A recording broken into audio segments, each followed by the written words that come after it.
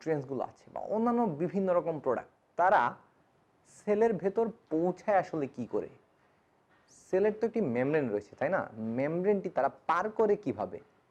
এই সকল প্রশ্নের উত্তর নিয়ে আমি রাজদীপ দত্ত, শিক্ষার্থী বন্ধুরা, আছি তোমাদের সাথে গুরুকুল অনলাইন লার্নিং এর আজকের ক্লাসটিতে। আমাদের আজকের ক্লাসটি হচ্ছে transport across the cell membrane. তো চলো দেখে নেই যে সেল মেমব্রেন দিয়ে কিভাবে জিনিসপত্র ট্রান্সপোর্টেড হয়।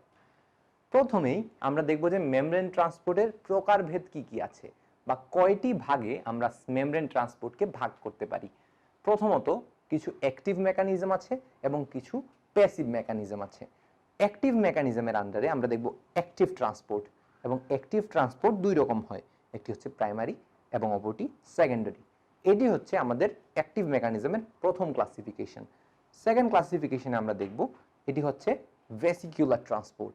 এখন ভেসিকুলার ট্রান্সপোর্ট জিনিসটি আসলে কি? একে চারটি ভাগে ভাগ করা হয়ে থাকে: এক্সোসাইটোসিস, এন্ডোসাইটোসিস, ফ্যাগোসাইটোসিস এবং পিনোসাইটোসিস। এখন এক্সোসাইটোসিস জিনিসটি আসলে কি? এক্সোসাইটোসিস হচ্ছে একটি সেল থেকে তার ভেতরের সাবস্টেন্সেসগুলোকে যখন সে বের করে দেয়, সেটি হচ্ছে এক্সোসাইটোসিস। এন্ডোসাইটোসিস কি? এন্ডোসাইটোসিস হচ্ছে সেল যখন বাইরের একটি জিনিসকে নিজের ভেতরে প্রবেশ করতে দেয়, তখন সেটি হচ্ছে এন্ডোসাইটোসিস। তারপর ফ্যাগোসাইটোসিস। ফ্যাগোসাইটোসিস হচ্ছে একটি সেল যখন কোনো একটি প্রোডাক্টকে এনগালফ করে এবং ফ্যাগোলাইসোজোম ফরমেশনের মাধ্যমে তাকে কিল করে ফেলে, সেটি হচ্ছে ফ্যাগোসাইটোসিস। এবং পিনোসাইটোসিস। পিনোসাইটোসিস হচ্ছে একটি সেলের যখন ড্রিঙ্কিং একটি মেথড, একটি সেল যখন কোনো পানীয় জাতীয় কোনো জিনিসকে যখন সে তার নিজের ভেতর গ্রহণ করে, সেটি হচ্ছে পিনোসাইটোসিস। আর এগুলো ছিল অ্যাক্টিভ মেকানিজমের আন্ডারে। কিন্তু প্যাসিভ মেকানিজমের আন্ডারে আসলে কি কি পড়ে? প্যাসিভ মেকানিজমের আন্ডারে আমরা দেখব সিম্পল ডিফিউশন, ফ্যাসিলিটেড ডিফিউশন এবং অসমোসিস। এখন সিম্পল ডিফিউশনই কি আর ফ্যাসিলিটেড ডিফিউশন কি, অসমোসিস কি, এগুলো নিয়ে আমরা আজকের ক্লাসে বিশদ আলোচনা করব। প্রথমেই আমরা যদি অসমোসিস এবং ডিফিউশনের ডেফিনেশনের দিকে আগাই বা সংজ্ঞার দিকে আগাই, তাহলে এরা আসলে কি? অসমোসিস হচ্ছে migration of solvent from the solution of lower concentration, অর্থাৎ মাইগ্রেশন অফ সলভেন্ট, অর্থাৎ যে দ্রাবক আছে আমাদের, দ্রাবকটি কোথা থেকে কোথায় চলে যাবে? যে আমাদের সলিউশন অফ লোয়ার কনসেন্ট্রেশন, মানে কম ঘনত্বের একটি সলিউশন থেকে বেশি ঘনত্বের সলিউশনের দিকে এগিয়ে যাবে।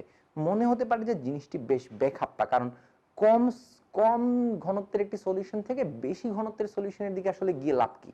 ধরো আমাদের পানি ও চিনির একটি মিশ্রণ একটি সেমি পারমিয়েবল মেমব্রেন দিয়ে আলাদা করা আছে। এক পাশে পানি ও চিনি, যেটার মধ্যে চিনির ঘনত্ব কম, এবং অন্য পাশে চিনির ঘনত্ব বেশি। তো যেখানে ঘনত্ব কম রয়েছে সেখান থেকে যদি সলভেন্ট, দ্রাবক অর্থাৎ পানি যদি যেখানে বেশি ঘনত্ব আছে সেদিকে চলে যায়, তাহলে কিন্তু বেশি ঘনত্বের পানি ও চিনির মিশ্রণের ঘনত্ব ধীরে ধীরে কমতে থাকবে।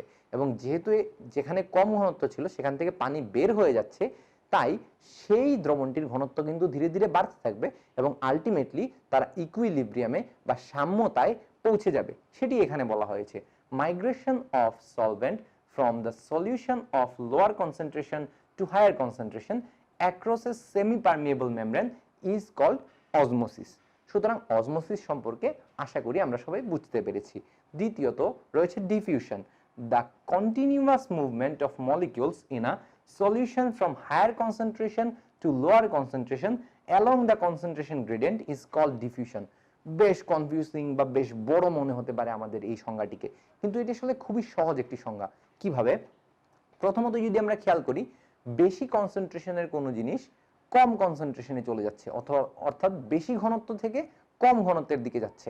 যদি ব্যাপারটিকে আমরা এভাবে বহুল প্রচলিত একটি উদাহরণের মাধ্যমে ব্যাখ্যা করি, তাহলে ঘরের এক কোণায় যখন আমরা একটি স্প্রে দেই, তখন সেই কর্নারটিতে বা সেই কোণাটিতে কিন্তু ওই স্প্রে বা ওই সুগন্ধির কনসেন্ট্রেশন ঘরের অন্য যে কোনো জায়গা থেকে বেশি, এবং ধীরে ধীরে ওই কর্নার থেকে বা ওই কোণা থেকে কিন্তু সুগন্ধটি ঘরের বাকি সব জায়গায় ছড়াতে থাকে। তার মানে বেশি ঘনত্বের জায়গা থেকে কম ঘনত্বের জায়গার দিকে সেই সাবস্টেন্সটি বা সেই জিনিসটি ছড়িয়ে পড়তে থাকে, এবং সেই ঘটনাটিকে আমরা খুব সহজে বলতে পারি ডিফিউশন। এখন এই ডিফিউশনের আলাদা আলাদা বিভিন্ন রকমের ক্যারেক্টারিস্টিক্স রয়েছে এবং সেগুলো কি আমরা জেনে নিব। কি কি ঘটনা বা কি কি বৈশিষ্ট্য উপস্থিত থাকলে আমরা একটি ঘটনাকে বা একটি প্রক্রিয়াকে ডিফিউশন বলে আখ্যায়িত করতে পারবো। প্রথমত, diffusion occurs in air as well as water, অর্থাৎ আমরা অসমোসিসের ডেফিনেশন কিন্তু প্রথমে দিলাম পানি চিনির মিশ্রণ দিয়ে, এবং ডিফিউশনের উদাহরণ দিলাম আমরা একটি ঘরের কোনায় সুগন্ধি ছড়িয়ে দেওয়ার মাধ্যমে। কিন্তু এই ডিফিউশন কিন্তু একই সাথে পানি এবং বাতাস দুই জায়গাতেই হতে পারে। It is a passive process. যেহেতু আমরা বলেছি যে diffusion along the concentration gradient হয়, অর্থাৎ বেশি ঘনত্বের জায়গা থেকে কম ঘনত্বের জায়গার দিকে ছড়িয়ে পড়তে থাকে, তাই এটি একটি প্যাসিভ প্রসেস, এখানে কোনো এনার্জির দরকার হয় না। তৃতীয়ত, simple diffusion does not require career protein. এখন এখানে সিম্পল ডিফিউশন এবং ফ্যাসিলিটেটেড ডিফিউশন আমরা ডিফিউশনের ক্লাসিফিকেশনে দেখতে পেয়েছিলাম। এখন সিম্পল যে ডিফিউশনটি রয়েছে আমাদের, তাতে কিন্তু কোনো ক্যারিয়ার প্রোটিনের দরকার হয় না, কিন্তু যেই ফ্যাসিলিটেটেড ডিফিউশন রয়েছে সেখানে একটি ক্যারিয়ার প্রোটিনের দরকার হয় তাকে ফ্যাসিলিটেট করার জন্য। এবং সবশেষে facilitated diffusion require career protein, যে কথাটি ঠিক একটু আগেই বলছিলাম যে সিম্পল ডিফিউশনের কোনো ক্যারিয়ার প্রোটিনের দরকার হয় না, যেহেতু এটি একটি ট্রু প্যাসিভ প্রসেস। কিন্তু একটি প্যাসিভ প্রসেস হওয়া সত্ত্বেও ফ্যাসিলিটেটেড ডিফিউশনের একটি ক্যারিয়ার প্রোটিনের দরকার হয়, যেই ক্যারিয়ার প্রোটিনের মাধ্যমে সে ফ্যাসিলিটেট করে একটি সাবস্টেন্সকে এক প্রান্ত থেকে অন্য প্রান্তে পৌঁছে দিতে পারে। এখন ফ্যাক্টরস ইনফ্লুয়েন্সিং ডিফিউশন, কি কি প্রক্রিয়া বা কি কি এমন সাবস্টেন্স বা কার এমন উপস্থিতি রয়েছে যা ডিফিউশনকে এফেক্ট করতে পারে। যেমন কনসেন্ট্রেশন গ্রেডিয়েন্ট, আমরা বলেছি যে ঘরের এক কোণায় যখন আমরা সুগন্ধি প্রয়োগ করব তখন সেটি ধীরে ধীরে অন্যান্য প্রান্ত যেখানে ওই সুগন্ধির ঘনত্বটি কম সেখানে পৌঁছে যেতে থাকবে। সেই প্রক্রিয়াটিকে আমরা বলবো হচ্ছে কনসেন্ট্রেশন গ্রেডিয়েন্ট। কনসেন্ট্রেশন গ্রেডিয়েন্ট যত বেশি হবে বা এক জায়গায় যেখানে কনসেন্ট্রেশন বেশি থাকবে, যদি ঘনত্ব বেশি থাকে একটি জায়গায়, তাহলে সেটি সহজেই কিন্তু এক জায়গা থেকে অন্য জায়গায় সহজে এবং খুবই বেশিভাবে ছড়িয়ে পড়তে পারে। দ্বিতীয়ত, মেমব্রেন ইলেকট্রিক্যাল পটেনশিয়াল। যদি কোনো মেমব্রেনের, যদিও ডিফিউশন কোনো মেমব্রেনের প্রয়োজন হয় না, তবুও মেমব্রেন ইলেকট্রিক্যাল পটেনশিয়াল, যদি কোনো মেমব্রেনের উপস্থিতি থাকে সেখানে তার ইলেকট্রিক পটেনশিয়াল যত বেশি হবে তাহলে কিন্তু ডিফিউশনটি তত বেশি হতে পারে। এবং pressure difference across the membrane, অর্থাৎ ডিফিউশনের যে মেমব্রেনটি থাকবে তার ডিফারেন্স, সেই প্রেসারের কত পার্থক্য রয়েছে, যত বেশি পার্থক্য থাকবে তত বেশি কিন্তু হতে পারে। এবং লিপিড সলিউবিলিটি, যত বেশি লিপিড সলিউবিলিটি থাকবে সেই সাবস্টেন্সেরই তত কিন্তু বেশি ডিফিউশন হতে থাকবে। এবং মোস্ট ইম্পর্টেন্টলি হচ্ছে পার্টিকেল সাইজ। পার্টিকেল সাইজ কিভাবে নিয়ন্ত্রণ করে, যত ছোট একটি জিনিস হবে ততই কিন্তু সেটি সহজে ছড়িয়ে যেতে থাকবে, কিন্তু যদি পার্টিকেল সাইজ অনেক বড় হয় তাহলে কিন্তু সেটি সহজে ছড়াতে পারবে না। এই জন্য পার্টিকেল সাইজও কিন্তু ইনফ্লুয়েন্স করে ডিফিউশনকে।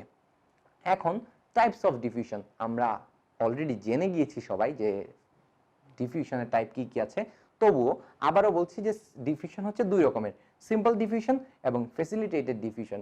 সিম্পল ডিফিউশন হচ্ছে এমন একটি ডিফিউশন যেটি একটি ট্রু প্যাসিভ প্রসেস, যেখানে কোনো রকমের কোনো ক্যারিয়ার প্রোটিনের দরকার হয় না, কোনো এনার্জির প্রয়োজন হয় না। এটি অ্যালং দ্য কনসেন্ট্রেশন গ্রেডিয়েন্ট এক জায়গা থেকে অন্য জায়গায় যে কোনো রকম, মানে বেশি ঘনত্বের জায়গা থেকে কম ঘনত্বের জায়গায় একটি সুনির্দিষ্ট বস্তু ছড়িয়ে পড়তে থাকে। যদি আমরা ডেফিনেশনের দিকে খেয়াল করি, unassisted net movement of non-polar substances down the concentration gradient across a semi-permeable membrane, অর্থাৎ একটি সেমি পারমিয়েবল মেমব্রেনের উপস্থিতিতে যখন উচ্চ ঘনত্বের কোনো জায়গা থেকে কম ঘনত্বের জায়গায় একটি জিনিস যেটি হচ্ছে নন পোলার, একটি নন পোলার সাবস্টেন্স যখন ছড়িয়ে পড়তে থাকে তখন সেটিকে আমরা বলবো সিম্পল ডিফিউশন। এবং ফ্যাসিলিটেটেড ডিফিউশন কি আসলে? ফ্যাসিলিটেটেড ডিফিউশন হচ্ছে মুভমেন্ট অফ আয়নস। লক্ষ্য করি আমরা ডিফিউশনের ক্ষেত্রে কিন্তু আমরা বলেছিলাম নন পোলার, কিন্তু ফ্যাসিলিটেটেড ডিফিউশনের ক্ষেত্রে আমরা বলছি ion. Movement of ion and small polar substances down the concentration gradient across a selectively permeable membrane with the help of a transport protein। অর্থাৎ এই ফ্যাসিলিটেটেড ডিফিউশনের ক্ষেত্রে আমরা বলছি যে এখানে কিন্তু আয়ন কাজ করছে। আমরা সিম্পল ডিফিউশনের ক্ষেত্রে বলেছিলাম নন পোলার, কিন্তু আমরা ফ্যাসিলিটেটেড ডিফিউশনের ক্ষেত্রে বলছি এটি স্মল পোলার আয়ন, যেগুলো হচ্ছে অ্যালং দ্য কনসেন্ট্রেশন গ্রেডিয়েন্টই যাচ্ছে, কিন্তু তাদের যাওয়ার জন্য যে সেমি পারমিয়েবল মেমব্রেনটি রয়েছে সেই মেমব্রেনটিতে একটি ক্যারিয়ার প্রোটিনের প্রয়োজন, যা ওই ক্যারিয়ার প্রোটিনের মাধ্যমে সাবস্টেন্সটি এক প্রান্ত থেকে অন্য প্রান্তে পৌঁছে যাবে। তারপর ডিফিউশন সম্পর্কে তো আমরা অনেক কথাবার্তা বললাম, তাহলে অসমোসিস সম্পর্কে কেন নয়? অসমোসিস জিনিসটি আসলে কি? আমরা অলরেডি অসমোসিসের ডেফিনেশন কিন্তু সবাই জানি, অর্থাৎ লোয়ার কনসেন্ট্রেশন থেকে হায়ার কনসেন্ট্রেশনে একটি সেমি পারমিয়েবল মেমব্রেনের মাধ্যমে যখন কোনো সলভেন্ট বা দ্রাবক পৌঁছে যাবে সেটি হচ্ছে অসমোসিস। এখন অসমোসিসের ক্যারেক্টারিস্টিক্স কি কি কি বৈশিষ্ট্য রয়েছে অসমোসিসের? Diffusion of water molecule across the membrane is known as osmosis, অর্থাৎ একটি পানির কণা বা পানির একটি মলিকিউল যখন অ্যাক্রস দ্য মেমব্রেন চলে যাবে এগেইনস্ট দ্য কনসেন্ট্রেশন গ্রেডিয়েন্ট, সেটিকে আমরা বলবো অসমোসিস। আর অকার্স অ্যাক্রস আ সিলেক্টিভলি পারমিয়েবল মেমব্রেন, যেটি আমরা বলে ফেলেছি যে একটি সিলেক্টিভলি পারমিয়েবল মেমব্রেনের উপস্থিতি কিন্তু এখানে থাকতে হবে। Water moves towards a solution that has higher concentration, এটিও কিন্তু আমরা বলে ফেলেছি যে কম ঘনত্বের জায়গা থেকে বেশি ঘনত্বের জায়গার দিকে দ্রাবক অর্থাৎ পানির যে মুভমেন্টটি হবে সেটিই আসলে কিন্তু অসমোসিস। এবং সবশেষে the force with which osmosis occurs is known as osmotic pressure, অর্থাৎ সেমি পারমিয়েবল মেমব্রেনটির দুই পাশে যে ঘনত্ব থাকবে বা যে জিনিসটি থাকবে, যে দ্রবণটি থাকবে, তাদের মধ্যে অসমোটিক প্রেশারের কিন্তু একটা ডিফারেন্স থাকতে হবে, না হলে কিন্তু অসমোসিস কখনোই হবে না। সবশেষে আমরা জেনে নিব যে অ্যাক্টিভ ট্রান্সপোর্ট এবং প্যাসিভ ট্রান্সপোর্টের মধ্যে পার্থক্য কি। খুব সহজেই আমরা বলতে পারি যে একটিতে এনার্জির প্রয়োজন হয়, অন্যটিতে এনার্জির প্রয়োজন হয় না, কিন্তু এরকম আরো অনেক ব্যাপার রয়েছে যা খুবই ইম্পর্টেন্ট এই অসমোসিস এবং ডিফিউশনের মতো জিনিসগুলোকে আলাদা করার জন্য। যদি আমরা প্রথমেই বলি যে এখানে অ্যাক্টিভ ট্রান্সপোর্টে কেরিয়ারের প্রয়োজন আছে কিনা, না, কেরিয়ার প্রোটিন কিন্তু অ্যাক্টিভ ট্রান্সপোর্টে হর হামেশাই প্রয়োজন হয়, কিন্তু প্যাসিভ ট্রান্সপোর্টে প্রয়োজন হয় না। আমরা যদিও না বলে দিলাম এক শব্দে, তবুও কিন্তু আমাদের ডিফিউশন অর্থাৎ ফ্যাসিলিটেটেড ডিফিউশনের ক্ষেত্রে কিন্তু কেরিয়ার প্রোটিনের প্রয়োজন হয়ে থাকে। তারপর এনার্জি রিকোয়ার্ড, যেহেতু আমরা বলেছি প্রথমেই যে অ্যাক্টিভ ট্রান্সপোর্ট অর্থাৎ এখানে কিন্তু অ্যাক্টিভলি কাজ করতে হচ্ছে, তাই এখানে এনার্জির প্রয়োজন হয়, কিন্তু প্যাসিভ ট্রান্সপোর্টে এনার্জির প্রয়োজন হয় না। সবশেষে রয়েছে আরো 3 নাম্বার পয়েন্টে ট্রান্সপোর্ট এগেইনস্ট গ্রেডিয়েন্ট। আমরা প্রথমেই বলেছি যে আমাদের যে অ্যাক্টিভ ট্রান্সপোর্ট সেখানে কিন্তু এগেইনস্ট দ্য কনসেন্ট্রেশন গ্রেডিয়েন্ট যেতে হয়, তাই এখানে ট্রান্সপোর্ট এগেইনস্ট গ্রেডিয়েন্ট অ্যাক্টিভ ট্রান্সপোর্টের ক্ষেত্রে ইয়েস, কিন্তু প্যাসিভ ট্রান্সপোর্টের ক্ষেত্রে নো, কারণ প্যাসিভ ট্রান্সপোর্ট হচ্ছে অ্যালং দ্য কনসেন্ট্রেশন গ্রেডিয়েন্ট হয়। তারপর এটিপি হাইড্রোলাইসিস, এটিপি হাইড্রোলাইসিস আমাদের অ্যাক্টিভ ট্রান্সপোর্টের ক্ষেত্রে ইউনিডিরেকশনাল অর্থাৎ একটি দিকেই কিন্তু হয় যখন সেটি হচ্ছে এগেইনস্ট দ্য কনসেন্ট্রেশন গ্রেডিয়েন্ট যায়, কিন্তু আমাদের প্যাসিভ ট্রান্সপোর্টের ক্ষেত্রে যেহেতু জিনিসটি অ্যালং দি কনসেন্ট্রেশন গ্রেডিয়েন্ট যায়, তাই এটি কিন্তু বাই ডিরেকশনালি হতে পারে। Direction of transport, direction of transport কিন্তু এগেইনস্ট দ্য কনসেন্ট্রেশন গ্রেডিয়েন্ট হওয়ার কারণে এখানে আমরা পাচ্ছি না, কিন্তু অ্যালং দ্য কনসেন্ট্রেশন গ্রেডিয়েন্ট হওয়ার কারণে সেখানে কিন্তু একটি concentration direction of concentration transport বা ডিরেকশন অফ ট্রান্সপোর্ট কিন্তু আমরা পাচ্ছি। এগুলোই হচ্ছে যদি আমরা খুব সহজে বলি তাহলে অ্যাক্টিভ ট্রান্সপোর্ট এবং প্যাসিভ ট্রান্সপোর্টের মধ্যে পার্থক্য।